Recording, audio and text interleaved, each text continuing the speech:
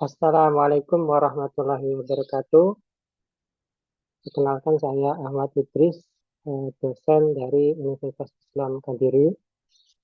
Pada kesempatan kali ini kita akan mempelajari apa itu JEL Code, Journal of Economic Literature Classification and Code.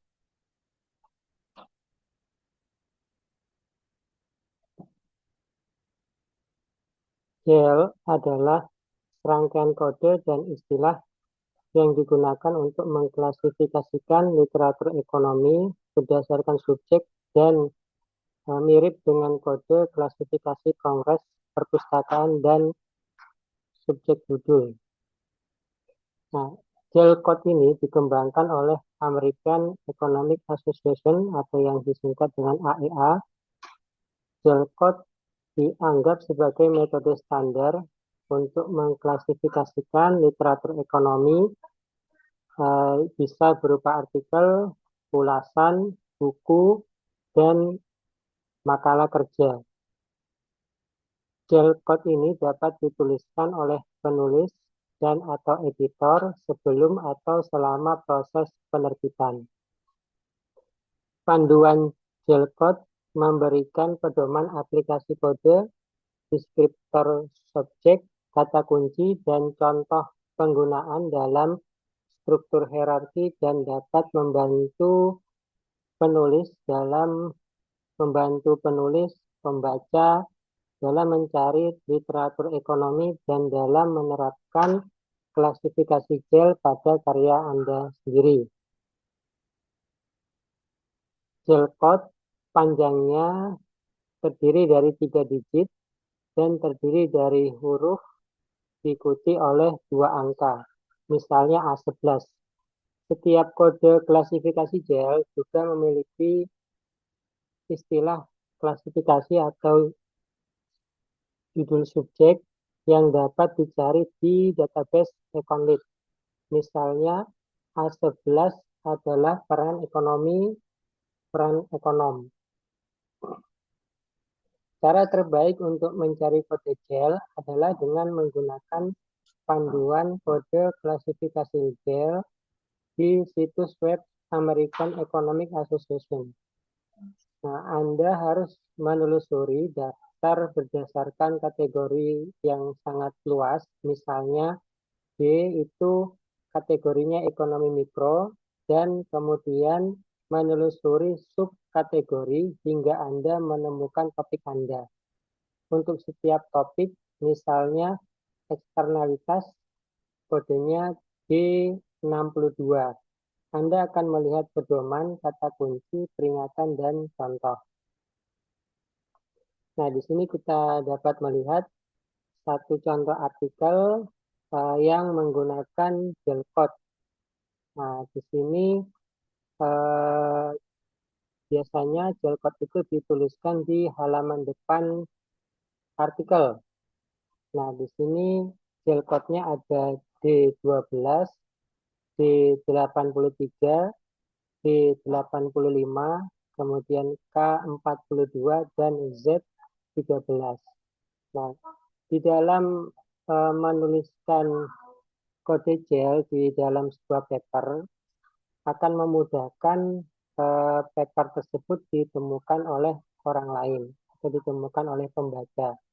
Nah, adapun penjelasan D12 itu apa, subkategori D12 itu apa, subkategori D83 itu apa, D85 itu apa, K42 itu apa, dan Z13 itu apa, maka kita dapat melihat di pedoman kode JEL, ya, pedoman kode JEL. Nah, di sini kita lihat contohnya bagaimana menggunakan JEL Code, ya.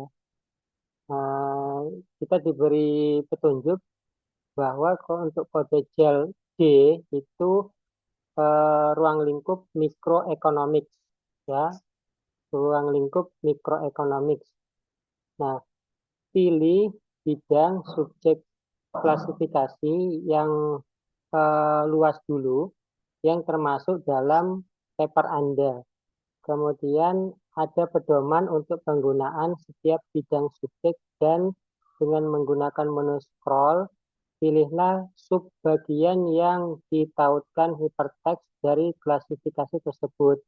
Kemudian Anda dapat mulai memilih subjek deskriptor yang luas serta kata kunci untuk ditempatkan di bawah abstrak di makalah Anda. Jadi kita harus memilih ya gelcode berdasarkan skup artikel kita.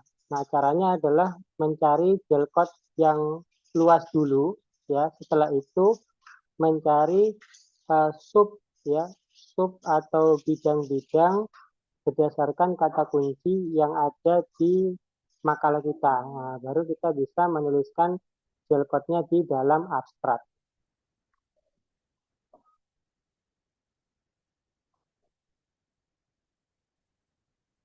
Nah, setelah Anda menelusuri daftar berdasarkan luas kategori, misalnya tadi D microeconomics, kemudian Anda dapat menelusuri subkategorinya hingga Anda menemukan topik Anda. Nah, pilih lebih banyak judul subjek berdasarkan kata kunci. Nah, jadi semakin banyak gelcode-nya akan memudahkan artikel itu untuk ditemukan. Contohnya D1 itu Household Behavior and Family Economics.